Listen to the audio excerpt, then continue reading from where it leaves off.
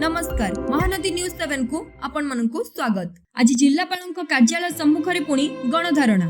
एही धारणा कोनोसी नुआ घटना नुहे।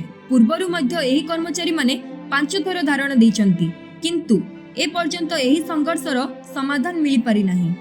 एही कर्मचारी माने हेउचंती बीपीआर कंपनी रो पुराना कर्मचारी। वर्षरु वर्ष निष्ठा और परिश्रम करिथिले, किंतु एबे सेमानक अवस्था एपरि होई जाईछि जे नुआ महालक्ष्मी कंपनी आसीबा परे सेमानकु काम दिया जाउ नाही। तांको अभियोग रहिछि जे सेमाने पुराना दक्ष कर्मचारी थिबा सत्वे मध्य नुआ कंपनी सेमानक अभियोगकु असुणा करूछि। प्रशासन मध्य ए पर्यंत एही मामला रे कोनोसी स्पष्ट अवस्थान नै पारि नाही। एही कारणरु सेमाने पुणी एक महत्वपूर्ण निष्पत्ति नै छंती।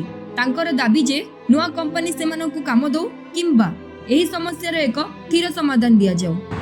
मोना कृपासागर भे बीपीआर कंपनी पूर्वतन कर्मचारी आमे हमको 3-4 थर अनशन आमरण अनशन कराई। हमको काम तो नहीं मिल पार्बा। तारपरे खाली चुक्तिनामा उपरे चुक्तिनामा हमको देश चारिसन। हमको काम दरकार, हमको न्याय दरकार। हमें जेहेतु पूर्वतन कर्मचारी हो हमार हक अच्छे। हमें जिन कंपनी आई हमें से कंपनी काम करवा लगे। एही परिस्थिति रे प्रशासन कोन करिवो? कर्मचारी माने कोन नुआ रणनीति ग्रहण करि परिबे? एही घटना उपरे आमे अपडेट देबु।